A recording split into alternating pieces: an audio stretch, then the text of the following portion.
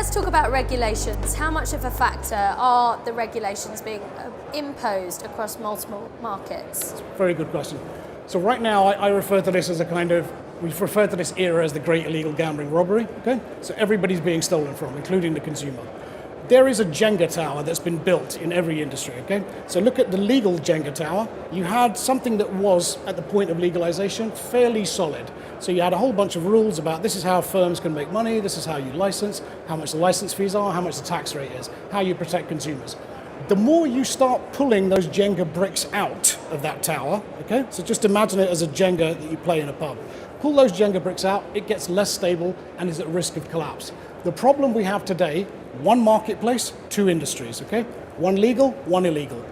Both have Jenga towers. Let's say the green one is legal, the red one is illegal. Our green Jenga tower, we're pulling bricks out all the time with regulation. So we're changing the advertising rules. We're even bringing in advertising bans in some marketplaces. We're changing deposit limits and affordability. We're changing the tax rates. That's a recent one that's happening everywhere in the world. Every regulator is talking about, let's put the taxes up. Because they're not making money, so you need to put the tax rates up, don't you? You're not getting the money you expected to. And then things like, okay, let's change age limits and also these things. Each one of those bricks you remove, you're not realizing that you're giving it to crime to make their tower even more stable and like a fortress of illegal gambling. So you've got this really wonky kind of Leaning Tower of Pisa kind of legal gambling Jenga tower, and over here you've got this illegal gambling fortress who's taken all of the benefits and all of the restrictions on the legal industry and gone, we can exploit those, what we call regulation exploitation. We can use that stuff to make money from. So if you change the age range, like we have recently in the UK, there are stake limits for 18 to 24-year-olds on slot machines. What's one of the biggest growing areas online? For that demographic group, slot machines with unlimited stakes from illegal gambling. There's a rule that we have, child exclusion. Nobody under the age of 18 or 21 can play in various countries. Having a law doesn't mean it's being implemented. Having a law doesn't mean that anyone's respecting that online, especially not the illegal gambling community. Having self-exclusion schemes, okay? So some customers have gambling problems, they want to exclude themselves, self-admitted gambling problem. What's one of the biggest growth areas YieldSec detected? Targeting of self-exclusion scheme users and customers. So basically they're being targeted with things like GamStop is a scheme in England. I want to stop myself gambling. People who go on that then get that itch that they can't help but scratch, and they search for things like, how do I get around my GamStop block? What's not on GamStop? And now affiliates and illegal operators have flooded to that to say, not on GamStop Casino, not on GamStop Sportsbook. So there's a ton of stuff in regulation that if you don't think through the dynamics of what that change will be, what the consequences will be for crime, as well as for the legal industry, you're missing a total marketplace spectrum view of this thing. You have to understand every change you make will be exploited by crime and will be adapted to by the legal industry. Legal industry have to deal with the fact of law. The illegal industry want to deal with the exploitation of law. Wow. And what would you say to lawmakers who are likely to see and be shocked by YieldSec's data? YieldSec data is reality, okay? Because we're the only people who look at traffic, uniques, activity, all the audience, all their activity, all of the time. Everybody else is looking at, well, here's some legal industry numbers, and now we're going to make a big old guess about what we think illegal gambling is. We're the first people, the only people still, who are able to look at the marketplace and say, show me all of the audience, what they're doing, and show me who they're doing it with, okay? There's a whole bunch of clever math and algorithms, great machinery and great expert human teams helping us get to those numbers, but YieldSec numbers have been called out time and time again. 3 years running now, we predicted the Super Bowl and we've said, legally, this much will be bet. Illegally, this much will be bet. And we use an apples and apples methodology to get to those numbers, okay? So the same way that we look at one website legally, we look at illegal websites the same way, and apps and advertising, etc. So we did the Super Bowl 3 years in a row, we did March Madness 3 years in a row. First time we did the Super Bowl number, we said it was going to be, let's take last year's number. 1.4 billion would be bet legally, 4.1 billion would be bet illegally. We said that before the Super Bowl, it was correct after the Super Bowl, and the day that we announced the numbers, everybody lost their mind on social media in our little space of the world, our gambling, online gambling space.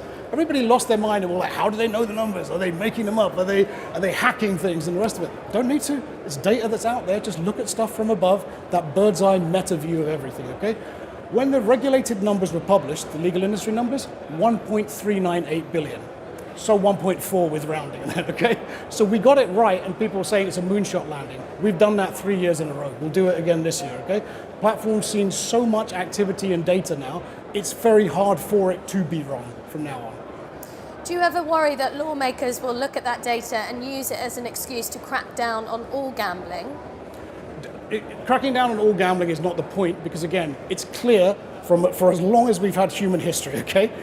Audiences love this product, love these products, okay? Audiences lead to more of these products being produced because they demand it so much. So look at any NFL match, look at any English Premier League match, look at any boxing match like the Tyson Fury ones. It's clear audiences want entertaining gambling products to bet on. They want entertaining gambling products in gaming, in casinos, entertaining poker products, great promotions, great products at great prices, okay? If those products are only brought to them by illegal gambling, you're just setting yourself up for a future where crime and the consequences of crime become weaponized. You have to meet the audience with what they want. So if you want to build, I use an analogy here of the three little pigs, okay? So three little pigs, they built their houses out of straw, sticks and bricks, and there's the big bad wolf, which is illegal gambling in this case, okay? If you build your house out of straw, what have you done, okay? You've not legalized any products. So the big bad wolf will eat you every day of the week. If you legalize one product, like many US states have done, you've made your house out of sticks, because you're saying, we're just going to let them have sports betting, let them get used to that, we don't want to take any risks as politicians and lawmakers, let's see where it goes to, what's going to happen. Look what's happening in America now. No one is making money legally, nobody, okay? Are they paying taxes? Most of the tax systems, apart from New York, are based on profitability. So no one's really making much tax. There's no tax being produced. And what are the consumers doing? Well, I like betting on sports, but if I bet illegally, I can bet on sports and casino and poker and bingo and lotteries. I can even bet on when Barbra Streisand might die, which is a predictor market bet that's really popular. Obviously offered by illegals. Barbra Streisand is a saint to me. So why would you want to say things like that and put money on it? So the problem is, if you don't offer the audience the products, they'll find them. They'll just find them with illegal providers. So build your house from bricks, okay? Build it from bricks by offering all of the products at the right price, with the right promotions, to all of the audience, apart from those who should be excluded, children and the vulnerable. And who pays for the children and the vulnerable to be excluded? Only the legal industry does, only. So don't be looking to the legal industry to beat them up anymore and say, well, you can't have this product. Now you need to pay more tax. Now you need to do these new rules. Look at the total marketplace and what the activity is from the whole audience, and then make your decisions about what to do. Because the legal industry is not operating in some vacuum here, okay? When they run out of money, they will simply stop renewing licenses. They will simply say, too rich for us, we don't want this anymore. And we did not make money, clearly. So if we don't make money, you don't get any tax. We can't protect the audience, and fundamentally the audience is in for a worse time if you don't legalize and regulate and control the marketplace for all products. Because what you're going to do is set yourself up for a future where everything will be available online, as it already is. Crime will control it all. That's the problem. There's so much to say on this topic. I wish we had more time, but thank you so much for coming into the studio. Thank you so much for having me. Thank you.